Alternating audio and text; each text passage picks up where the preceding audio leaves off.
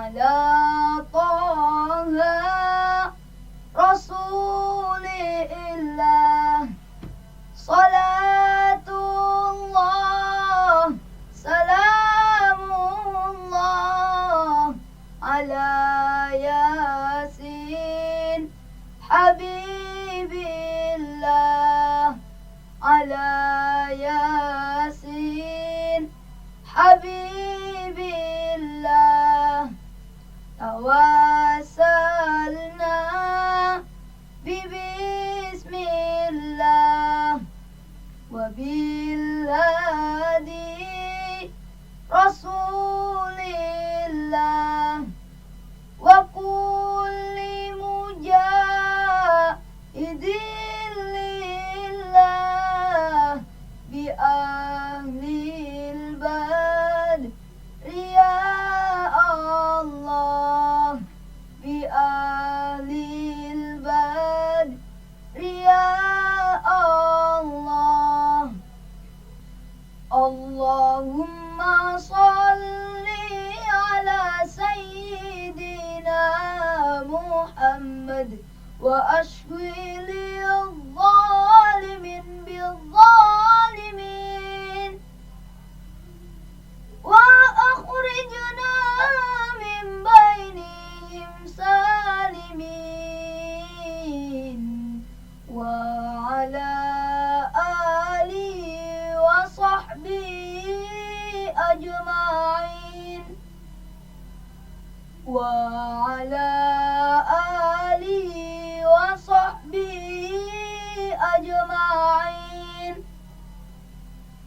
اللهم صل على سيدنا محمد وأشغل الظالمين بالظالمين وأخرجنا من بينهم سالمين وعلى آله وصحبه أجمعين وعلى آله وصحبه أجمعين.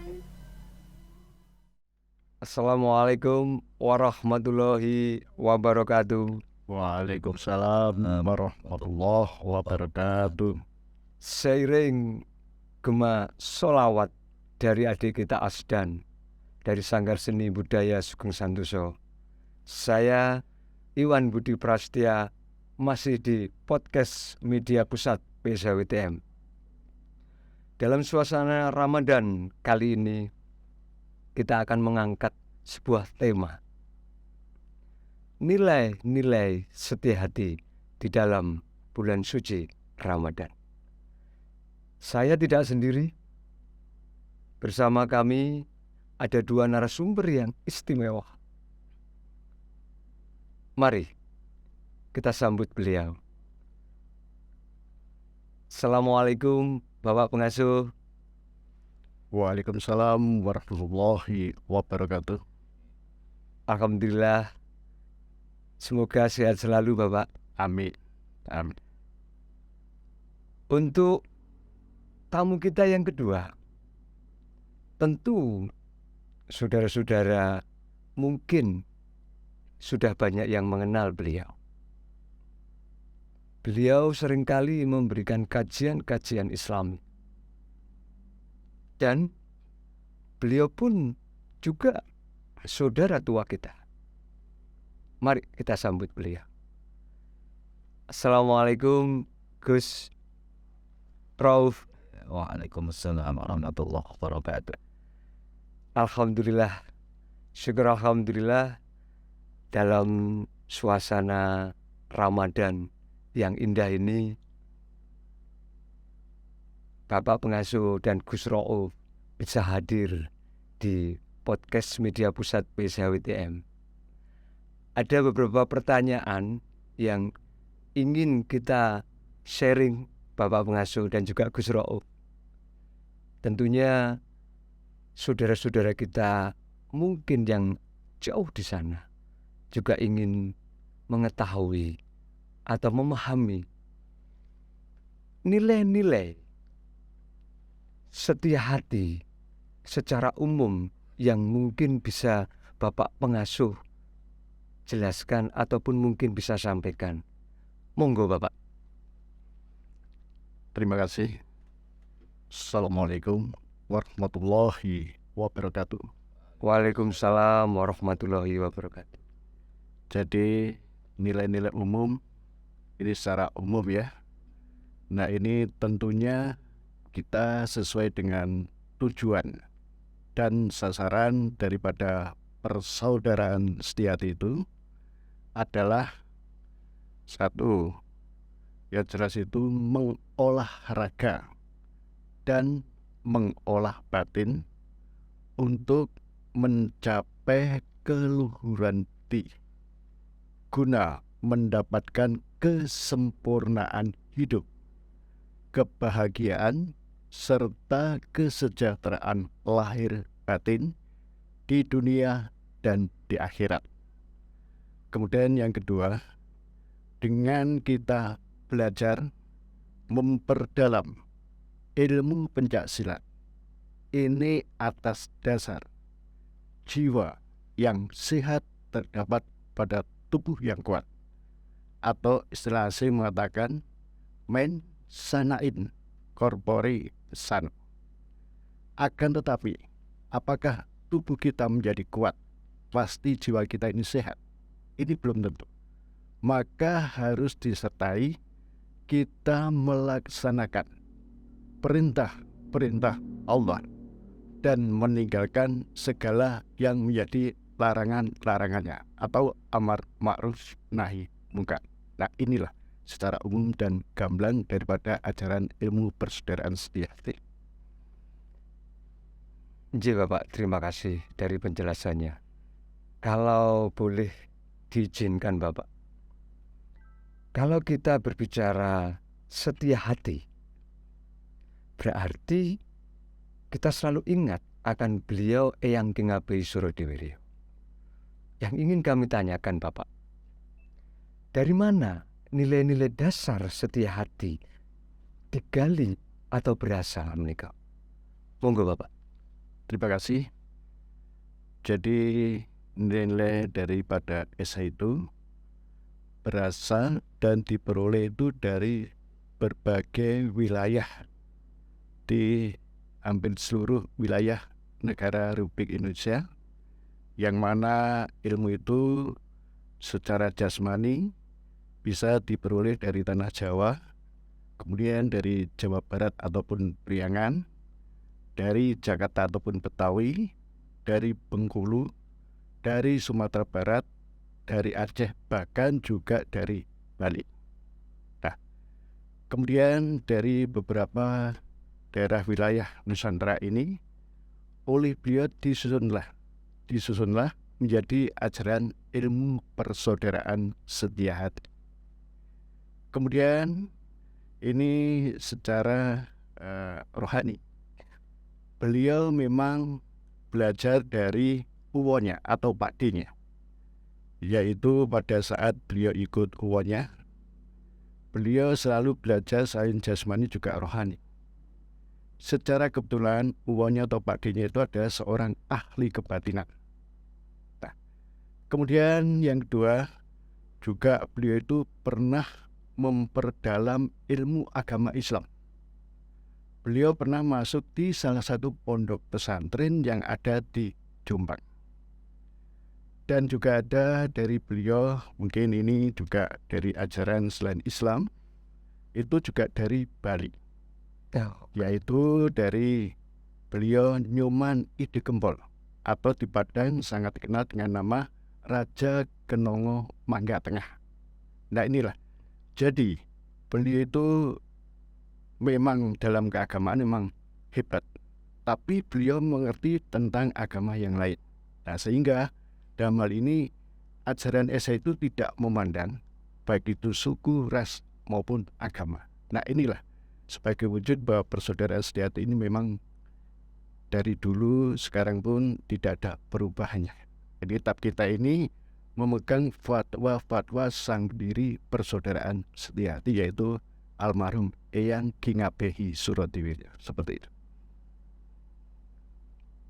Artinya Bapak, dari rangkaian budaya pencaksilat yang ada di Nusantara ini oleh beliau Eyang Ki Ngabehi Surodiwiryo itu diramu sedemikian rupa, kira-kira seperti itu nggih Bapak.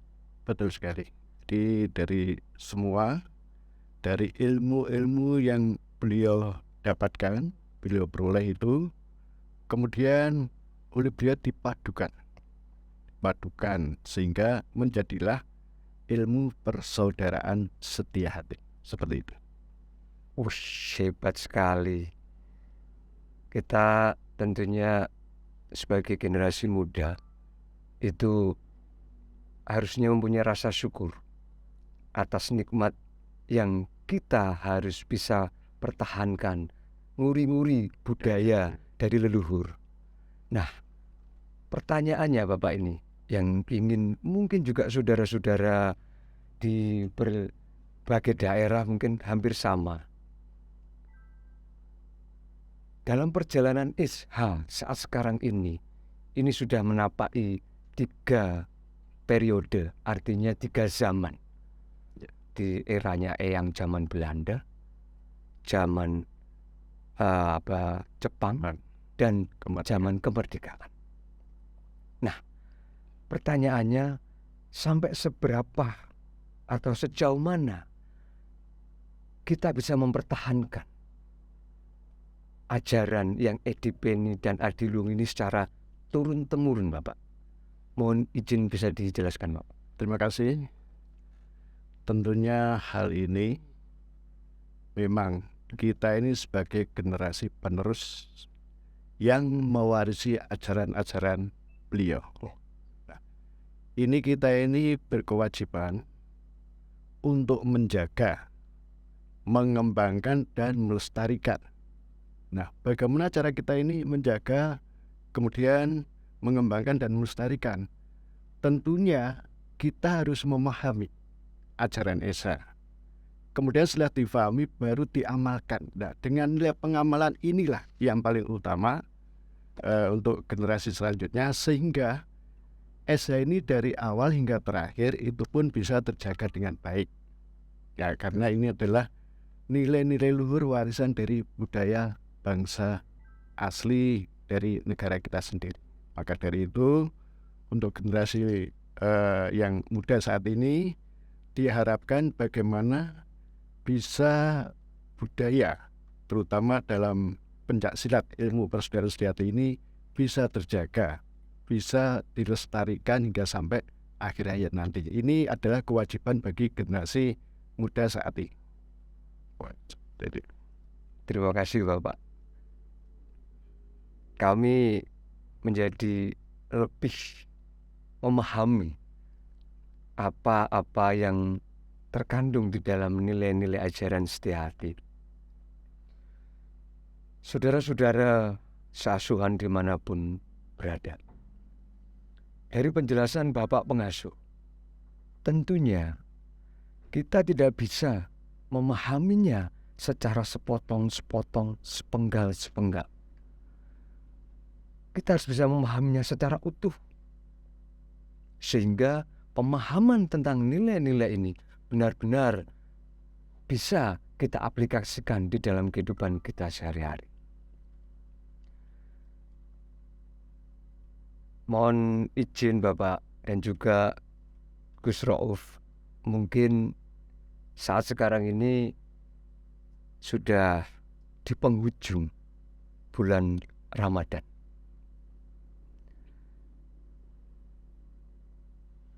Kalau boleh saya bertanya kepada Gus Rauf ini,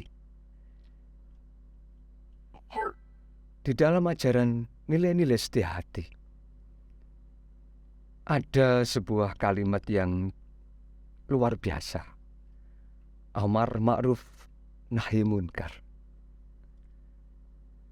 Mohon bisa dijelaskan Gus, seperti apa nilai-nilai Setiahati yang terkandung di dalam amar ma'ruf nahi munkar kita aplikasikan di dalam bulan suci Ramadan ini untuk saudara-saudara setia hati. Monggo Gus. Assalamualaikum warahmatullahi wabarakatuh. Waalaikumsalam warahmatullahi wabarakatuh. Terkait amar ma'ruf nahi munkar, banyak ayat-ayat Al-Quran maupun hadis Rasulullah yang menjelaskan dan memaparkan tentang amar ma'ruf nahi munkar, di antaranya dalam surah Ali Imran ayat 110 ya, kuntum khaira ummatin ukhrijat linnasi ta'muruna bil ma'ruf wa tanhauna 'anil munkar wa tu'minuna billah. Jadilah kalian sebaik-baik umat yang keluar kepada manusia, yang memerintahkan kebaikan dan mencegah kemungkaran dan beriman kepada Tuhan. Ya, dimaksud di dalam ayat ini mengandung makna bahwasanya untuk menjadi khaira ummah, sebaik-baik umat, maka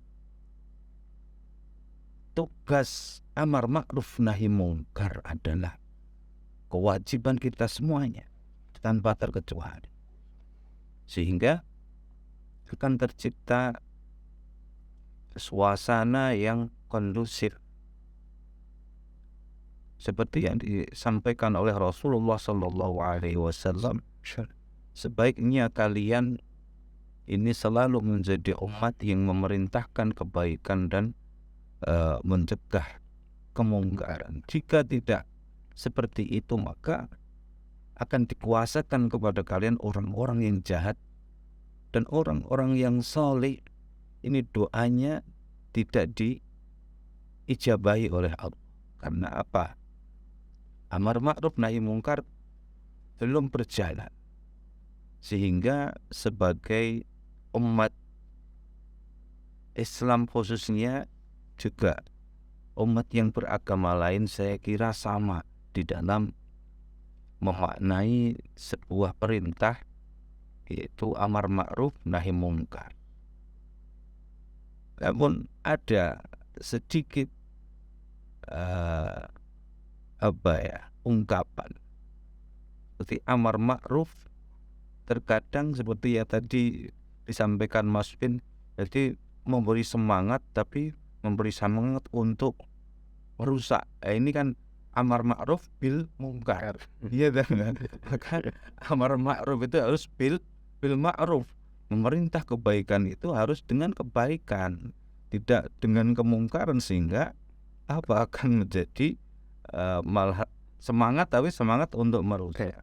Kemudian nahi mungkar, mencegah kemungkaran juga harus bil ma'ruf.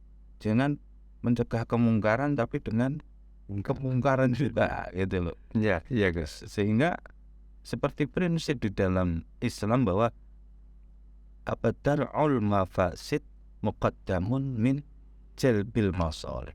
Jadi mencegah kerusakan ini lebih diutamakan daripada mendapatkan kebaikan. Dalam arti apa? Yang sering saya saksikan kebijakan Bapak Pengasuh ini, saya sangat salut sekali ketika ada saudara-saudara mungkin ada gesekan dan sebagainya. Bapak Pengasuh selalu dar'ul mafasid, jadi mencegah kerusakan, mencegah gesekannya agar tidak meluas, itu loh, daripada amar ma'ruf bil munkar tadi, ya kondusif suasananya. Saya sering, walaupun itu saya ngefan sekali sama Bapak Pengasuh ini, Mencegah kerusakan di muka bumi dan di lautan ya. Itulah ya. Mungkin sekilas itu yang bisa disampaikan, nanti disambung kembali. Menarik Gus, sangat menarik Gus Rauf. Kalau kita kaitkan ini Gus. Ini kan di penghujung bulan Ramadan. Iya. Ada 10 malam terakhir. Ini sangat luar biasa. Mengatakan Bapak. Betul. Bagaimana nilai-nilai setia hati yang bisa kita eksplor untuk momentum 10 hari terakhir ini Gus. Monggo Gus Rof. Baiklah. Terkait dengan Lailatul Qadar, ini kita pandang lebih dalam ya, tidak hanya terkait dengan 10 hari terakhir ya. Nggih Gus. Lailatul Qadar itu kenapa kok malam? Kenapa tidak Naharul Qadar itu kok Lailatul Qadar malam? Karena malam itu hening, sepi. Dalam arti apa? Allah menurunkan rahmatnya beserta malaikat itu ketika dalam keadaan hening. Dalam arti apa? Lailatul Qadar bisa datang kapan saja pada hati-hati yang sudah hening, hati-hati jiwa-jiwa yang sudah nyuwung, sudah hening, sudah bening, maka bisa. Maka di situ Lailatul Qadar ini khairum min alfi syahrin, lebih baik daripada 1000 bulan. Karena apa? Momentum turunnya rahmat, turunnya warid dari Allah ini dan beserta malaikat yang masuk ke dalam jiwa kita ini, rasanya nikmatnya begitu besar. Jadi sehingga apa? Kita merasakan merinding itu setiap saat. Sehingga pada suatu saat ketika kita beribadah dan kadang merasakan hadirnya Tuhan di situ, maknya Energinya beda ya Gus ya. itulah frekuensi ilahiyah masuk kepada jiwa kita, sehingga tidak harus di bulan Ramadan kita mencari Lailatul Qadar itu, tapi di dalam diri kita. Bagaimana kita bisa hening, bagaimana kita bisa suwung, membersihkan semuanya, takhalli, membersihkan semua keburukan-keburukan dan lain sebagainya, sehingga bisa tahalli, menghiasi dengan sifat-sifat yang baik, kemudian bisa tajalli. Tajalli ini adalah hadirnya, kalau di dalam bahasa, di dalam Jawa itu manunggaling rasa. Manunggaling rasa.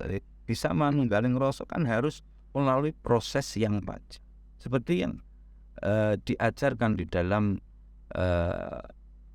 persaudaraan setia hati Winongo Tunas Muda, bahwa ada puasa 7 bendel itu, maksudnya masih ingat terus ini dawuh Mas Widi, puasa 7 bendel itu ya. Sunnah Sunnah Senin Kemis 49 Kamis. Jadi itu bisa kalau ditahapkan atau gendel ya, ini bisa 7 tahap, 7 gendel. Satu gendel itu kan 7 Senin 7 Kemis.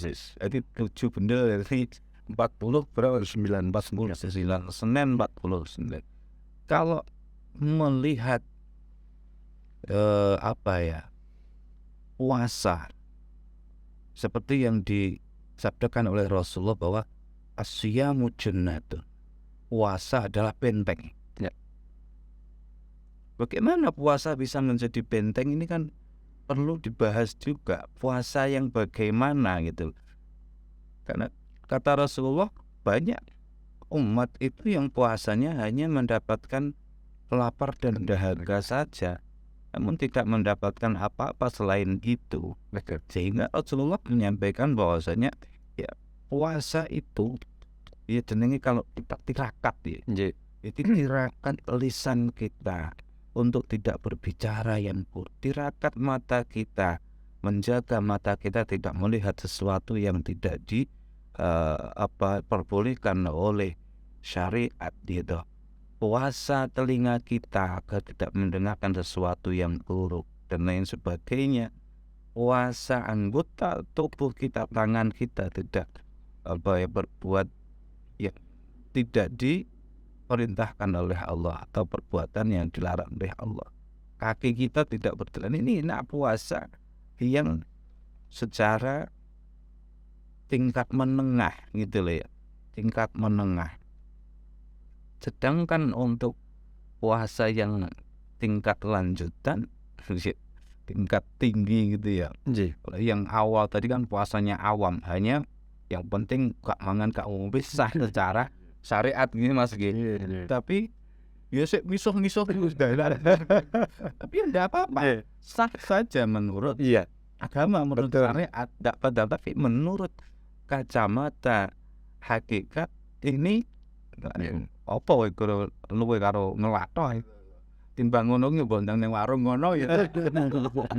Tapi enggak, secara syariat tetap sah. Namun ketika naik pada tingkat khawas, khusus puasanya khusus ini semua berpuasa, semua dijaga. Kemudian tingkat khawasul khawas ini bahwa selain lapar dan dahaga dijaga, terus kemudian semua anggota dijaga, hati ini dijaga, dibeningkan, tidak ada yang hadir di dalam hati kecuali Allah selamanya. Ya, jadi ada namanya sholat daim. Ini juga ada puasa daim, puasa yang terus menerus. Ini yang kemudian kembali kepada tadi Mas Win ya, kaitannya dengan puasa 7 gendel gitu. Untuk kenapa diperintahkan, sebenarnya itu perintah tapi jarang ya Mas Bin sampai ngatamnya pitung gendel sak gendel buat nyawon saya loh nih. Ini kalau bebannya luar biasa itu Gus, ujiannya luar biasa karena ini untuk membersihkan, namanya takholli dalam perspektif tasawuf itu. Takholli itu apa? Pembersihan jiwa-jiwa atau karakter-karakter sifat-sifat serakah, sifat-sifat alwamah, sifat-sifat madmumah, sifat yang tidak baik, kemunafikan dan lain sebagainya kan dibersihkan. Sehingga ketika hati ini, penyakit-penyakit hati, penyakit-penyakit jiwa ini sudah bersih, maka akan mudah menerima ilmu itu. Karena kalau hati sakit, ya, fi qulubihim maradun, di dalam hatinya ini ada sakit, fazadahumullahu maradha, dan Allah selalu menambah sakitnya ini karena tidak berusaha untuk dibersihkan. Maka ya saya berharap kepada saudara-saudara ini, ya sebisa mungkin ini raketang sak gendel dikit dilakoni masih dulu. Syukur iso pitung gendel niki gitu. Insyaallah kan niki untuk mencapai mendapatkan ilmu. Karena yang ilmu yang disampaikan oleh Mas Win ini kan ilmu secara zahir saja. Namun ketika sudah mencapai ilmu, maka bimbingan dari Allah ini langsung. Ya. Karena bersihnya ini sehingga ilhami apa yang kita butuhkan, apa yang kita mungkin ada hal-hal yang meresahkan kita, sehingga dibimbing langsung oleh Allah lewat juga para guru-guru kita. Sehingga disinilah letak daripada fadilah atau keutamaan Lailatul Qadar yang terkait juga dengan puasa. Ini sangat-sangat terkait sekali dengan ajaran yang kita peroleh gitu Mas ya. Saya kira itu yang bisa saya sampaikan. Subhanallah, luar biasa. Saya mendengarnya sampai merinding Gus. Saya beralih ke Bapak Pengasuh. Mungkin Bapak Pengasuh bisa menjelaskan bagaimana kita atau saudara-saudara seasuhan menyeimbangkan Bapak antara olahraga dan olah batin khususnya di bulan suci Ramadan ini, Bapak? Monggo Bapak. Terima kasih. Jadi begini, untuk menyeimbangkan antara olahraga dan mengolah batin ini, di dalam bulan suci Ramadan terutama, bahwa kita karena puasa diperintahkan, diwajibkan bagi orang-orang ya yang beriman ya, terutama yang beriman. Dan orang Islam ya, orang beriman diwajibkan. Nggih. Di sisi lain, secara jasmani, kita ini juga wajib berlatih. Namun dalam hal jasmani dan rohani, baik itu kita berlatih secara pencak silat dan dalam hal ini sedang berpuasa, boleh saja berlatih. Boleh. Yang penting tidak membatalkan puasanya. Umpama porsinya itu harus dikurangi ya. Ini tadinya itu full, umpama tidak bulan puasa, bisa full. Ya ini minimal dikurangi 50%.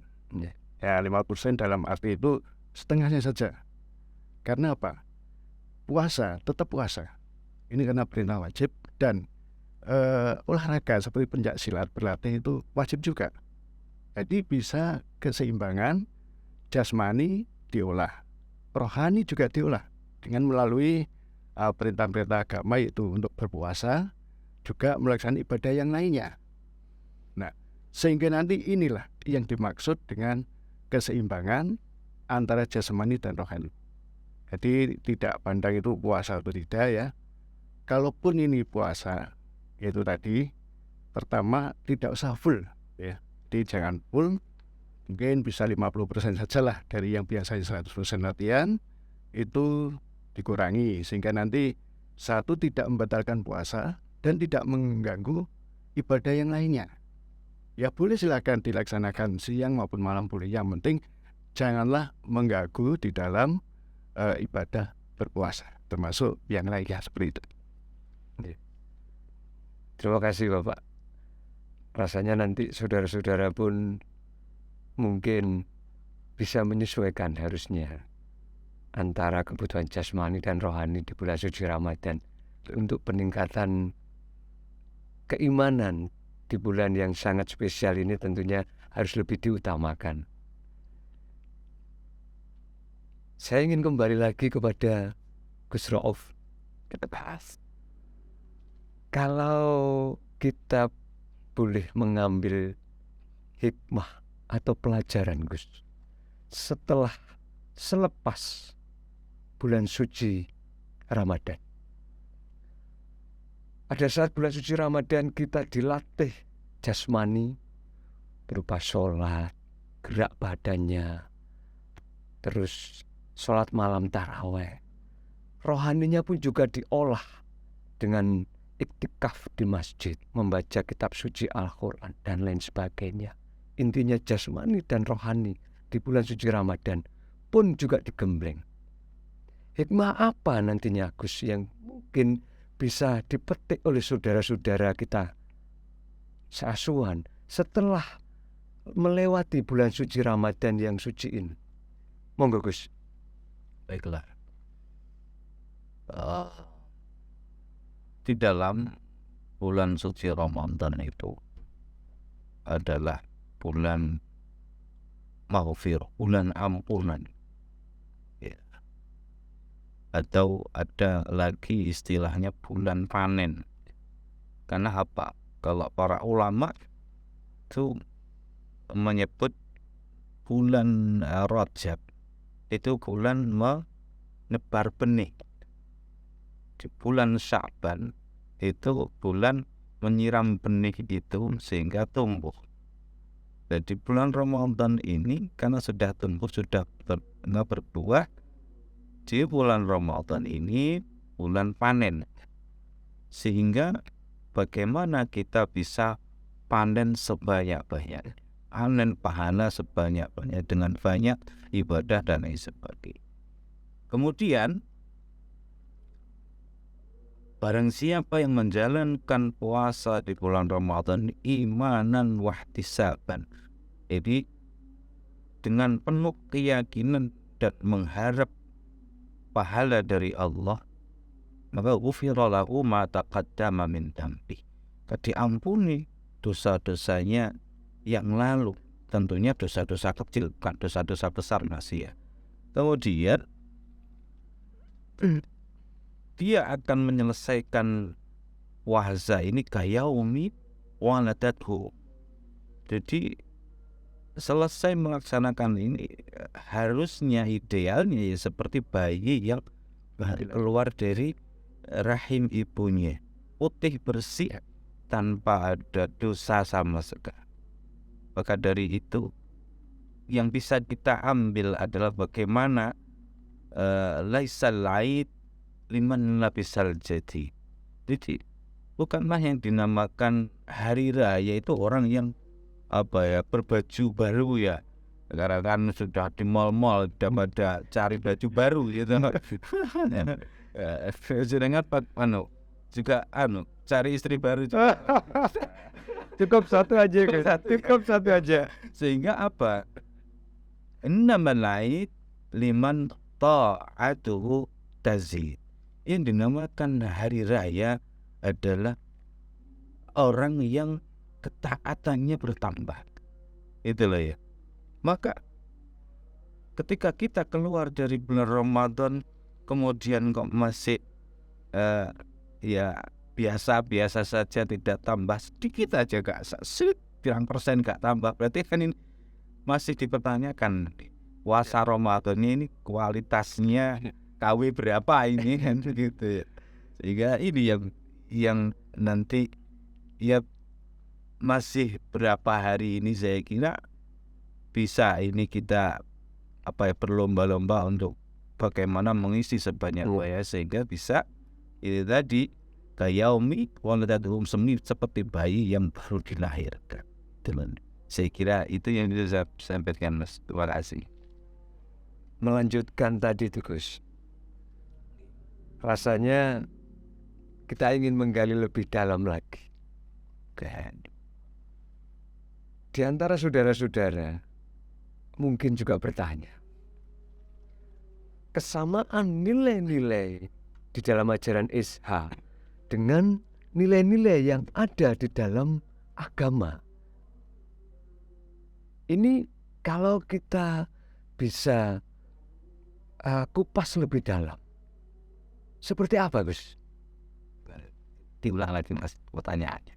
Oke. Nilai-nilai di dalam ajaran Setihati ya. Seperti apa kesamaannya di dalam nilai-nilai di dalam ajaran agama? Khususnya mungkin karena ini di bulan Ramadan, bagaimana menurut Gus Rauf nilai-nilai setia hati ini di kesamaannya seperti apa di dalam nilai-nilai di dalam ajaran agama? Oke, dari istilah saja sudah ada pendekatan bahwa yang dinamakan Islam adalah kedamaian, ketentraman, ketenangan, kepasrahan. Sehingga ketika orang mendapatkan sebuah pencerahan dari seorang yang bijak, misalnya disampaikan, dijelaskan begini, maka orang itu menerima, maka yang dinamakan menerima ini taslim. Taslim itu berarti kan pasrah atau menyerah. Maka Islam itu adalah agama damai, nyerah, pasrah, percaya. Sehingga ya kalau Islam pasti iman pasti Islam, karena ini tidak bisa dipisahkan.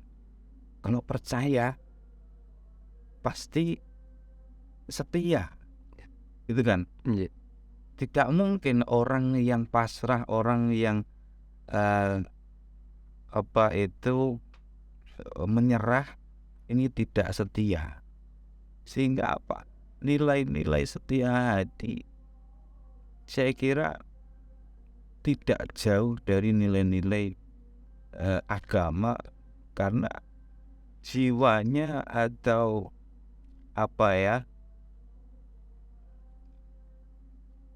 dasarnya adalah dari agama juga, sehingga tidak mungkin akan berlawanan dengan keislaman, khususnya kita di agama Islam itu. Saya kira juga di agama-agama lain, saudara-saudara kita yang beragama lain pun akan menerima daripada ajaran-ajaran SH ini, karena semua ajaran itu pasti mengacu kepada kedamaian, mengacu kepada kepasrahan, mengacu kepada keyakinan bahwasanya semua adalah kita adalah hamba.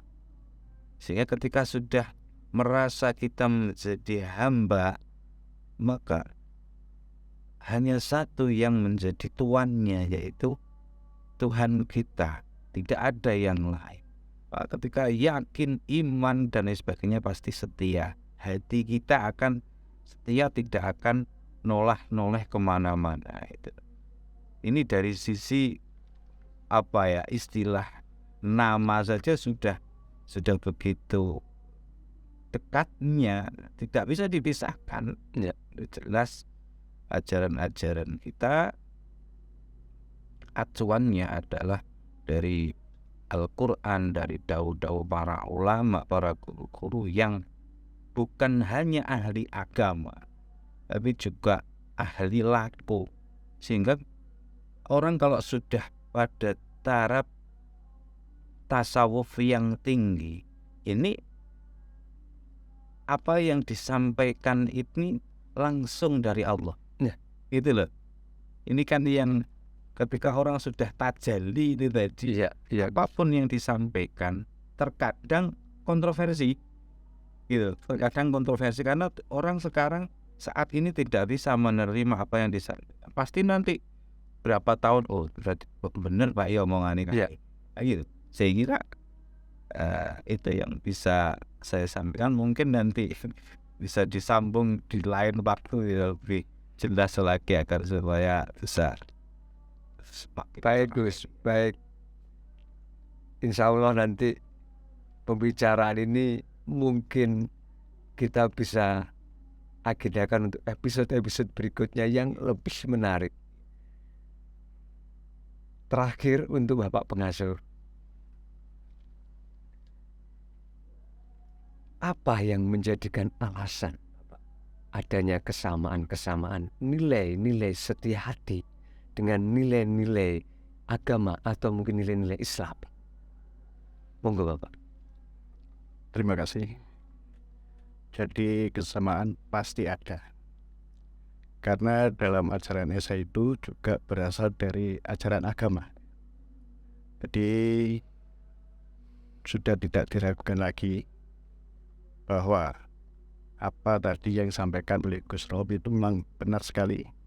Jadi ajaran Esa itu juga diambil dari ajaran agama, juga dari ajaran sesepuh-sepuh yang beliau itu yang suka mengamalkan ya. Kemudian dipadukan. Nah, sehingga disinilah ajaran Esa itu tidak akan lepas dari ajaran agama. Karena di dalam ajaran secara rohani, nah ini ada ajaran suatu agama ya, dari berbagai agama pun juga diajarkan di dalam ilmu persaudaraan setia hati. Maka dari itu di sini ada nilai-nilai agama secara rohani, juga jasmani ini secara ilmu pencaksilatnya. Nah, maka dengan secara rohani inilah diambil dari, kalau agama Islam, Quran dan hadis. Itu memang seperti itu. Juga ada agama lain. Akan tetapi memang ini ajaran Esa ini bisa diterima dari berbagai agama. Nah, inilah kehebatan daripada ajaran Esa seperti itu. Memang ajaran itu diambil dari agama yang jelas itu, secara rohani juga dari agama, secara jasmani dari ilmu pencaksilat yang dulu oleh sesepuh kita atau mungkin dari leluhur kita itu memang diberikan kepada generasi penerusnya, sehingga dipadukanlah oleh secara rohani adalah dengan ajaran dari agama itulah. Jadi tidak ada lepasnya dengan ajaran agama itu. Terima kasih Bapak Pengasuh. Luar biasa tadi yang disampaikan dari Gus Rauf yang mengulas begitu detail mengenai Ramadan, mengenai nilai-nilai setia hati. Demikian juga dari Bapak, bagaimana ajaran Isya bisa diaplikasikan dalam kehidupan kita sehari-hari. Saudara-saudara seasuhan, tidak terasa kita ada di penghujung acara. Namun, ada yang bisa kita simpulkan dari pembicaraan kita yang menarik ini. Yang pertama, SH mengandung nilai-nilai setia hati yang edipeni dan adilu. Kedua, setia hati adalah ilmu keselamatan untuk umat manusia. Ketiga, SH menyelamatkan semua umat dan juga untuk rahmatan lil alam. Dia membimbing, dia menuntun umat manusia untuk mencari selamat di dunia dan di akhirat. Dari saya, Iwan Budi Prasetya, di podcast PSHW TM Media Pusat Persaudaraan Setia Hati Winongo Tunas Muda. Salam hangat, sehangat-hangatnya dari bumi kandung setia hati. Terima kasih Gus Rauf, terima kasih Bapak Pengasuh. Insya Allah mungkin kita bisa berjumpa kembali di episode-episode yang lebih menarik lagi. Insya Allah. Terima kasih. Akhirul kalam, wabillahi taufiq wal hidayah. Wassalamualaikum warahmatullahi wabarakatuh. Waalaikumsalam warahmatullahi wabarakatuh.